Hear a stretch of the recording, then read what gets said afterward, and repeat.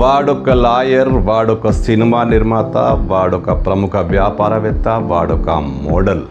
ఇన్ని కేటగిరీలు ఒకే మనిషిలో ఉంటాయా అంటే ఉన్నాయి మరి. అంతేకాదు, వాడొక రసిక సామ్రాట్, శృంగార పురుషుడు.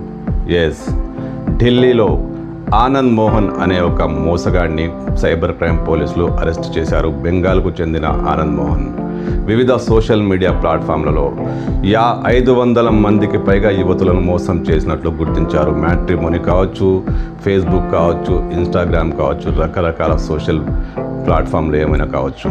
తాను ఒక ప్రముఖుడినని, వ్యాపారవేత్తనని, బిజినెస్ మ్యాన్ అని, తాను సినిమా ప్రొడ్యూసర్నని, లాయర్నని, మోడల్నని రకరకాలు చెప్పుకుంటూ సోషల్ మీడియాలో అమ్మాయిలకు వలవేసి వాళ్లను శారీరకంగా, మానసికంగా, సామాజికంగా దోచుకున్నట్లు పోలీసుల దర్యాప్తులో వెల్లడైంది.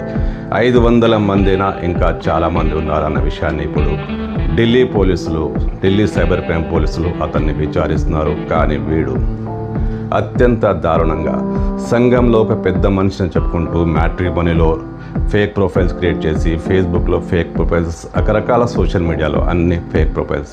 అమ్మాయిలు వీడిని నమ్మారు, దగ్గరికి వచ్చారు, శృంగారపరమైన కార్యక్రమాల్లో పాల్గొన్నారు, వ్యక్తిగత వీడియోలు అందించారు. వీటిని తీసుకొని అతను వాళ్ళను బ్లాక్మెయిల్ చేశాడు.